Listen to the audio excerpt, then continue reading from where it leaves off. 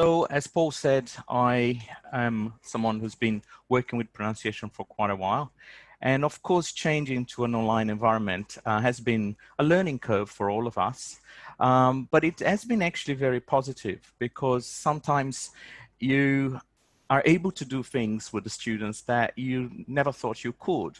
So from a pronunciation perspective, there are a lot of positives because the online environment actually allows them a little bit more privacy. You know, they can do things that they don't always have to do on camera. When they switch their camera off, and they can do different things.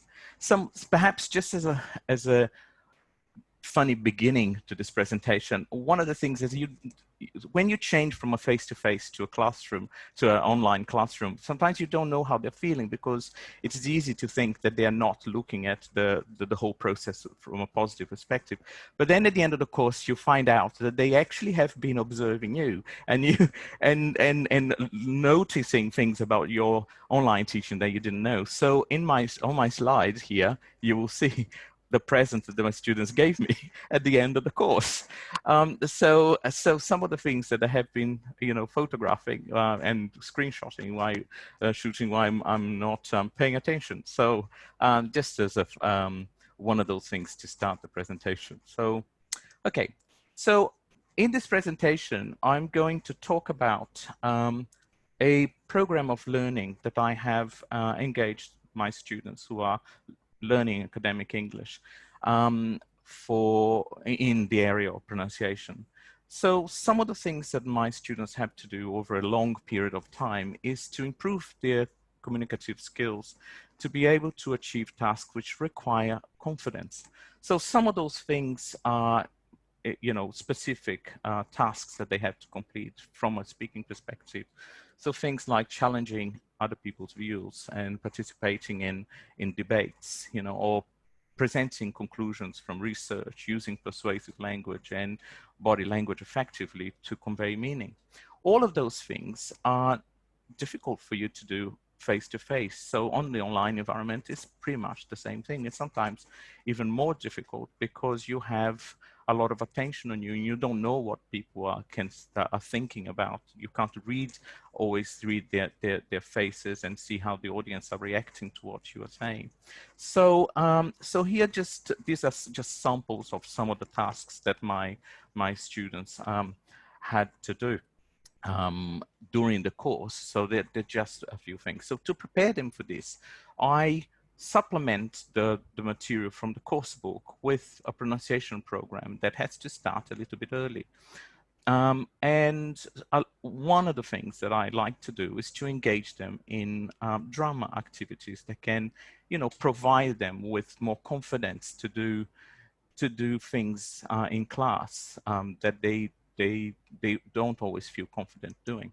So it is clear that drama can help them, not only in pronunciation, but with vocabulary and fluency, but also foster their cultural awareness. So there are things sometimes that they don't always share with the other culture, because in their country, things like intonation may be expressed differently.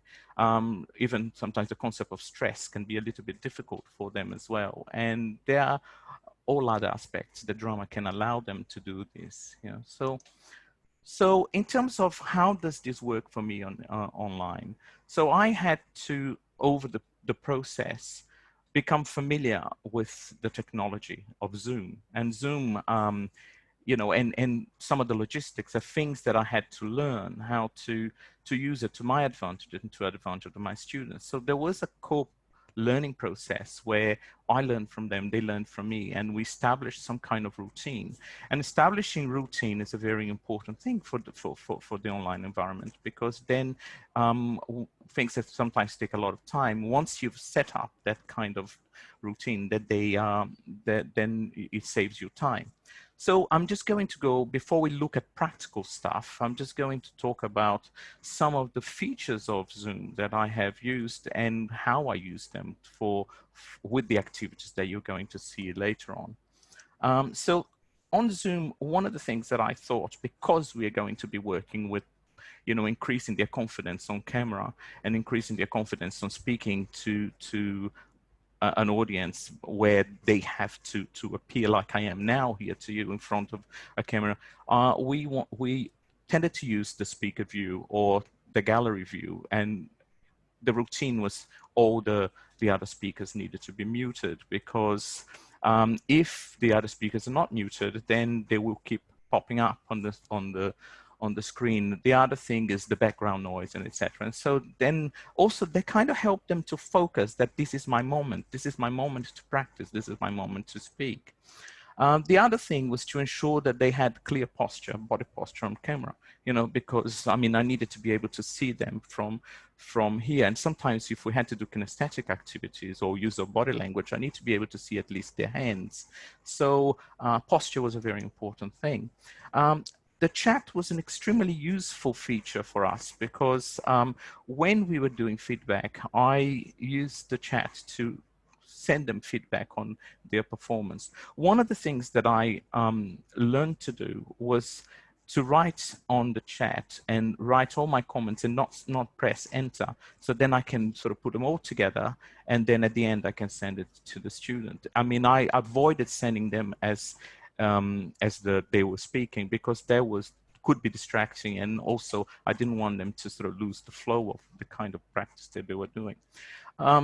The same thing was to engage them in private chat with other students, in terms of someone else is being given the task to give you the feedback, so you got to engage with them there.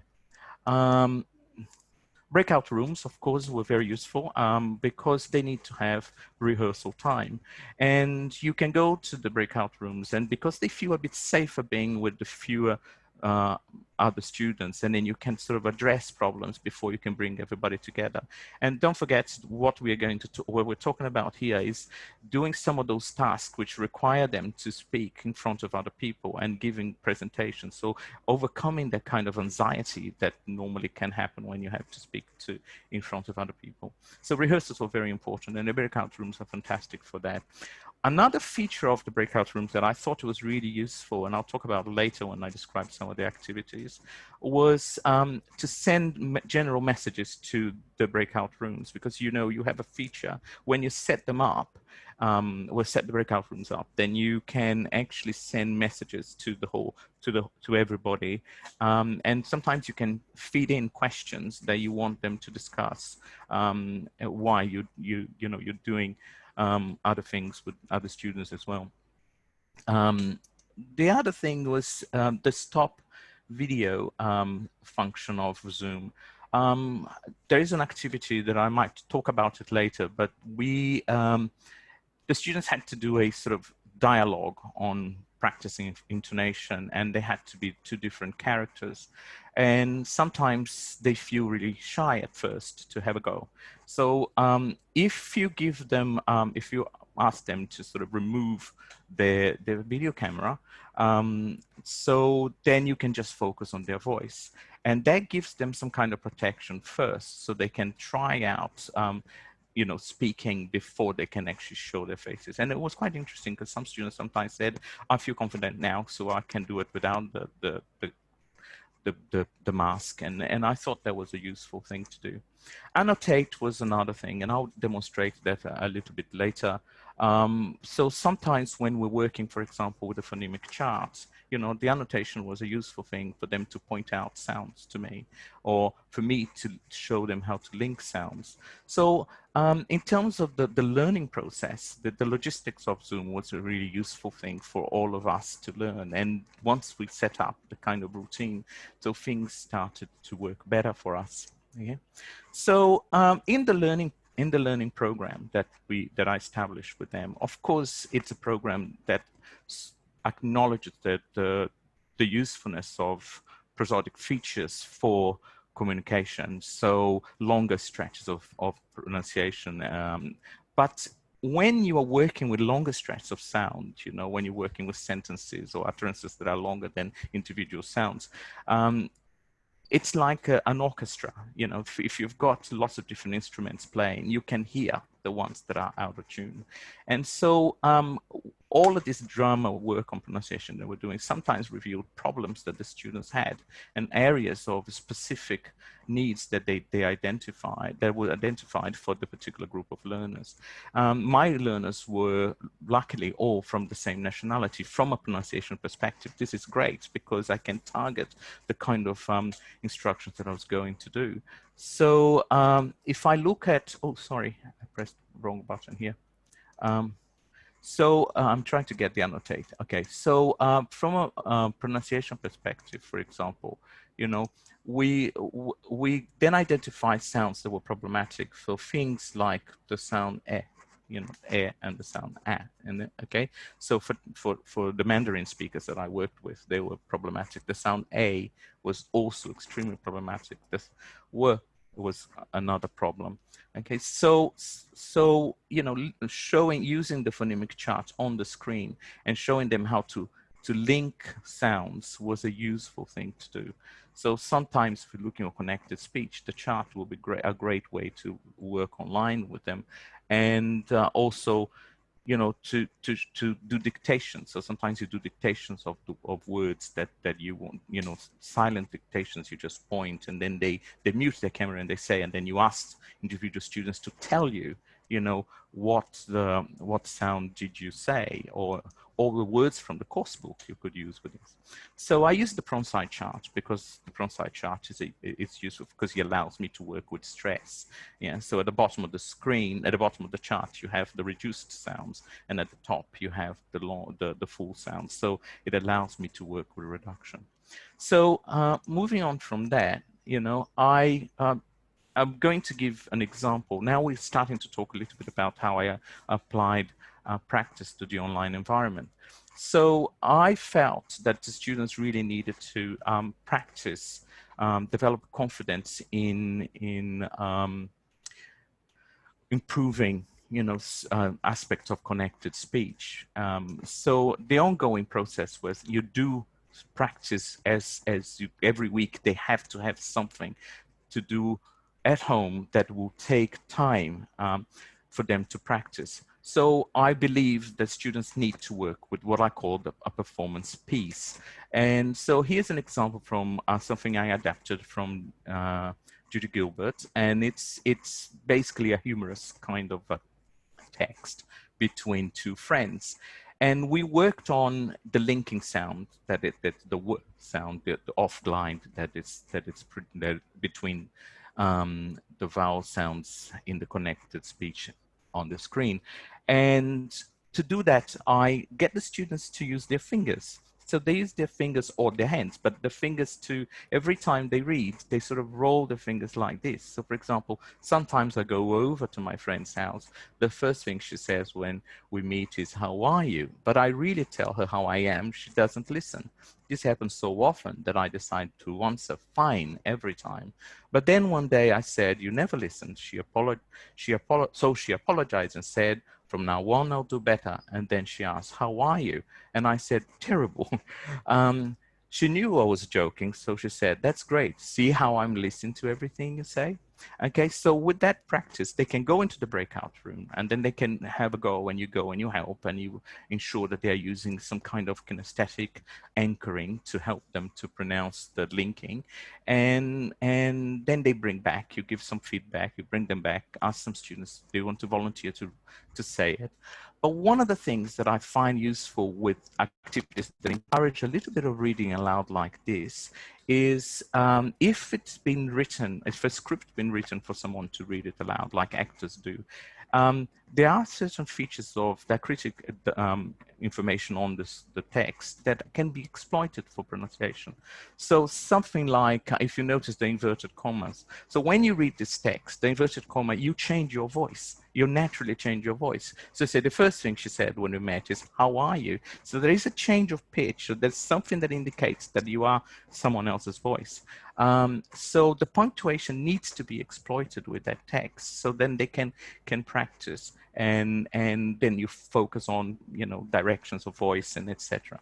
So doing all of this, I asked students then, let's say you've got four days or 5 days to practice, so you can record yourself and you can, you know, keep using some kind of kinesthetic anchoring to help. And then I asked them to upload things onto a Padlet. So on the Padlet, they will upload their performance. When they feel confident of their performance piece, then they can upload it into a Padlet.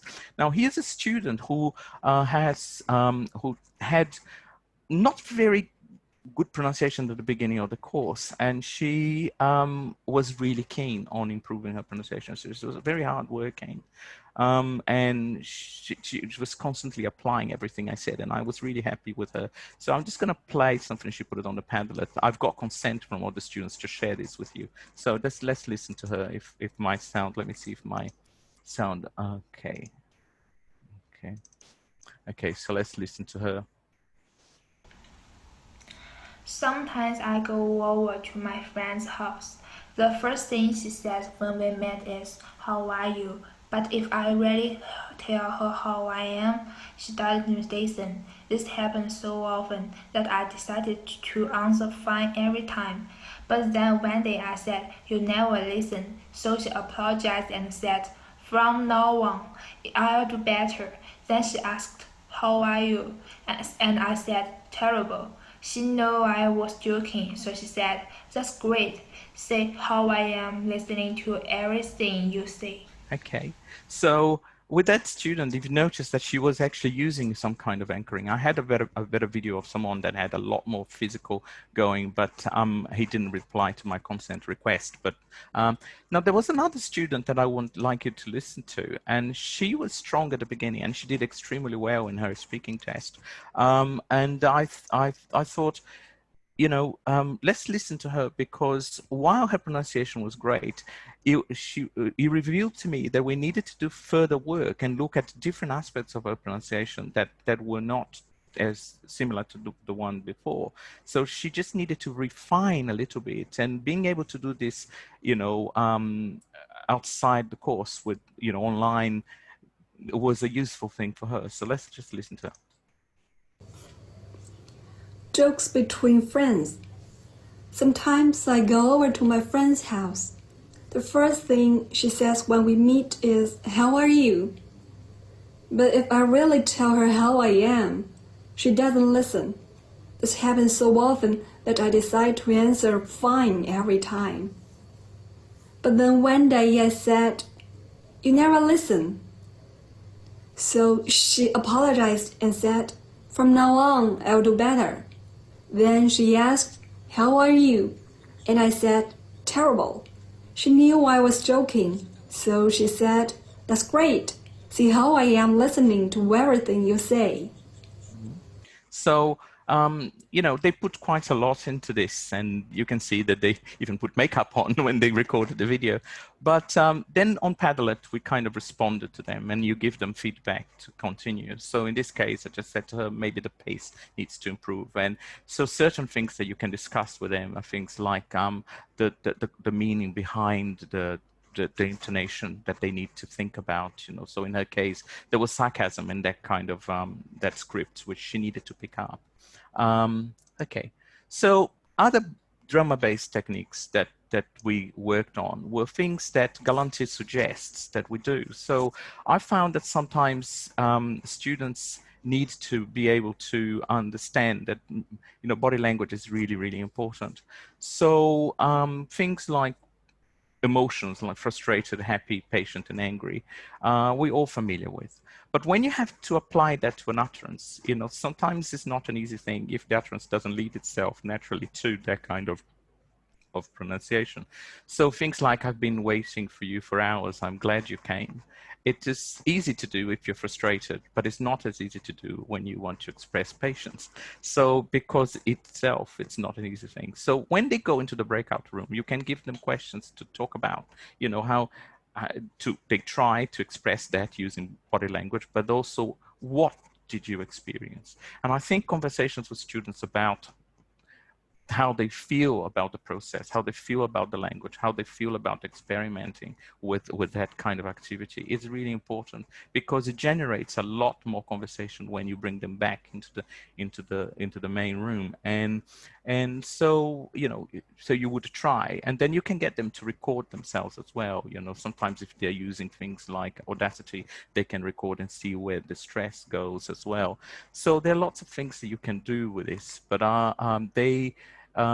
so I tend to sort of give different emotions to different people as well. Then they go to different rooms and they try those, and then they come and show, and the class has to kind of judge if what it is. Do they recognize that emotion? Is it okay? So it's something that they really enjoy, because you know, they on Zoom, you've got to do fun things as well that they can engage with, you know. So this is a simple example of drum activity that you can do as a warmer, or in another situation for when they're tired as well. Something that I have been thinking it's a useful thing that with my students is it's lip syncing, you know. So something like you know, with songs, you know, sometimes you choose an extract of a song and that you really like, but this example from Sinead O'Connor is it's a really good one, because she's quite physical with her articulators, and so I'll just play that, but and then I'll say what normally would happen. I can eat my dinner in a fancy restaurant, but nothing, I said nothing can take away these blues, 'cause nothing compares to you.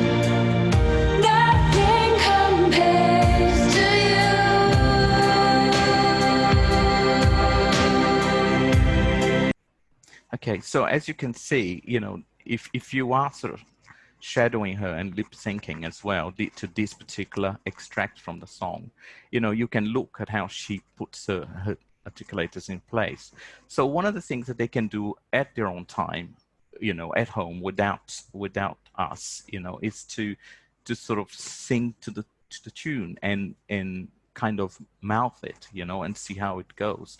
I didn't have the opportunity to get them to perform, because I didn't want to kind of put them on the spot for that. I just want to set up the task so they can do it and then experiment, you know. So the result is that they say that they found it fun, because they can choose whatever song they like and whatever extract. So obviously, you know, not only just drum and kinesthetic, but using things like shadowing is a really important thing to do. I'm not going to go into this activity because I want to get to the end of this, but basically some kind of listening that they can extract, and then looking at that listening, you know, focus on different aspects of pronunciation. And that takes quite a lot of time on Zoom, because you have to do each bit by bit and send them to breakout room, bring them back. And so things like underline the words that are emphasized by the speaker, mark the connection words, identify pausing and intonation, and then they listen to the script. And then eventually they have to try and say it without the script as they listen. And you could get them to do it, sort of put it again on Padlet as a kind of another performance piece. So the point here is that you've got to keep varying the kind of practice that you do over the process of learning, so that they can engage with different kind of activities that are going to enable them to feel more confident when they're speaking in front of other people. So getting to the biggest point of this presentation, which is for them to sort of give a presentation online, one of the things that I thought is that they had to do, they had to focus on body language. So I designed, and I will send the handouts to you of this material, but I designed a script. I adapted a script using ideas from Galante as well, but I designed this material where they have to kind of look at extracts from the presentation and decide what kind of body language goes with it. And as they do this in the breakout room, I go and I assist, but I normally break the whole presentation into chunks. So each group has one chunk. So let's say from 1 to 10 is one group, from 11 to 17 is another group, and 17 to 20 groups. Two is another group, and they have to sort of think about how they are going to apply body language to that. So just doing a couple here for you to say. So for example, parents and teachers have become increasingly concerned with the girls following the 2006 advent of Facebook. It's been blamed for a rise in bullying and a decline in social skills. My research, however, takes a different approach. Okay, and then so that sort of body language that they have to do, they have to try and think about how they can match, you know, the body language to the language there. And I go to the breakout room and I help, and they have questions, and I realize that something they can't see it, and so we discuss. But they haven't listened to this; they just have to try and guess. So when they come back, then we watch the video, and then we compare. But sometimes I prefer to get them to go into the breakout rooms with people from the different groups and then perform and then check and then sort of teach each other. And then when we come back, we compare. So I'm only going to play part of it because of the time. Parents and teachers have become increasingly concerned about girls following the 2006 advent of Facebook. It's been blamed for a rise in bullying and a decline in social skills. My research, however, takes a slightly different approach and looks at...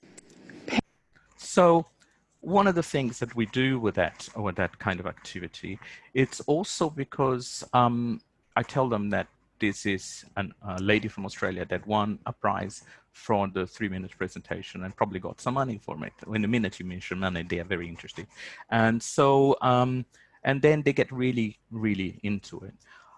The student that I showed you before that I said that had improved over the course, she took this a lot on board. And when she was giving some of her task presentations in class, I could see that she was using body language, and she was using it quite often. And sometimes she wanted me to notice. And so in feedback, I praised her a lot, and it did help her to feel more confident.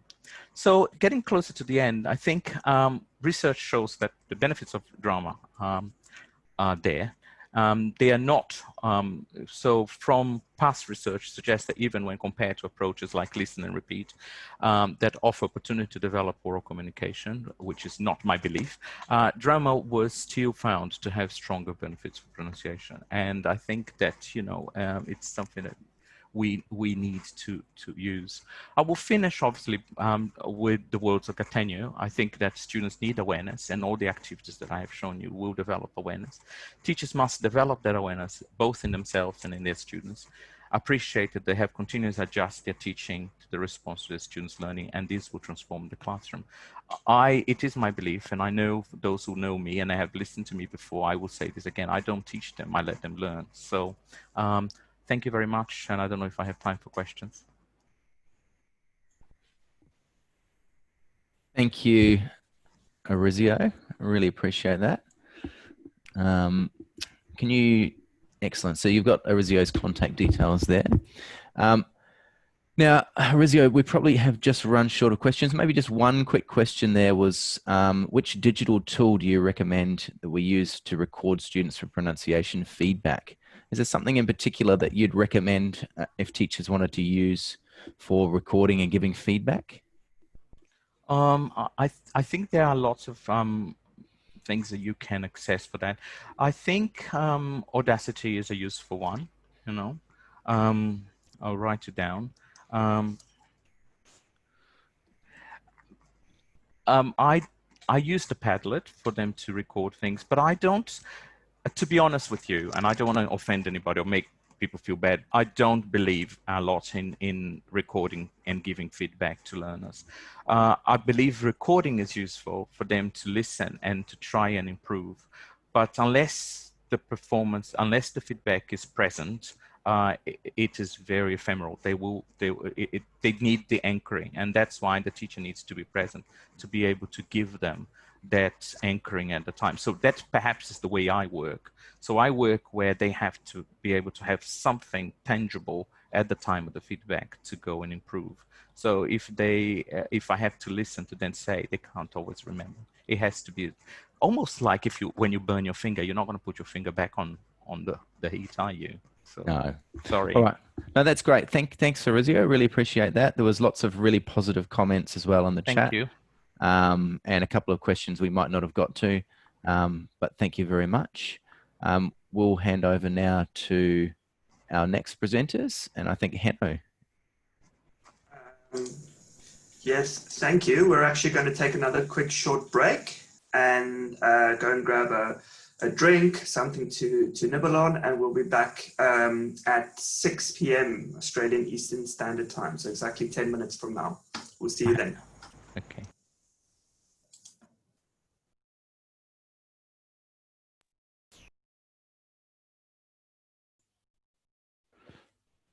Thanks, Arizio. Well, we'll put you back to attendee now, and everyone's just going to have a little break. Thank you.